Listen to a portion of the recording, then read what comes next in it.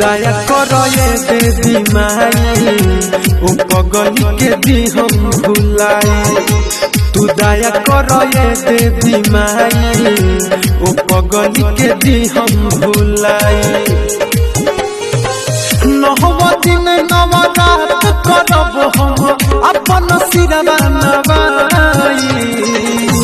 तू दया करो हे देवी माई ओ पगली के दी हम भुलाई। तू दया करो ये देवी माई ओ पगली के दी हम भुलाई।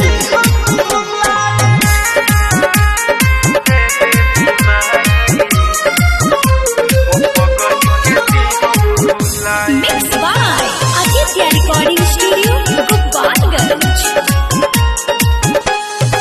मन तू बातए हमार महतरिया दोना निकाल जे बदिल के भीतरिया।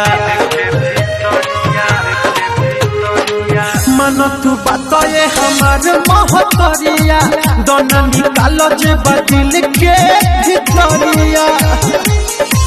हाथ जोड़ी है अर्जी करिले कोदना ये तने भलाई। तू दया करो ये देवी माई ओ पगली के दी हम भुलाई। तू दया करो ये देवी माई ओ पगली के जाई भुलाई।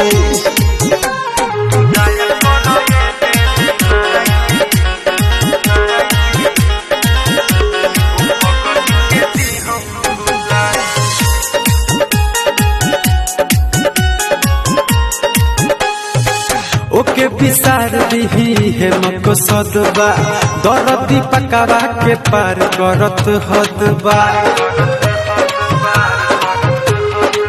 ओके विसार दिही है मकसदबा दरदी पकावा के पार करत हदबा।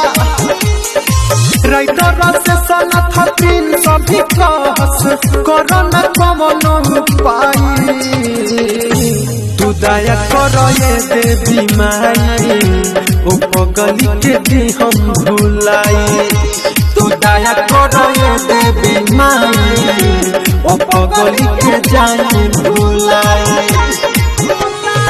नहव दिन नव रात करब हम अपन सिरवा नवाई।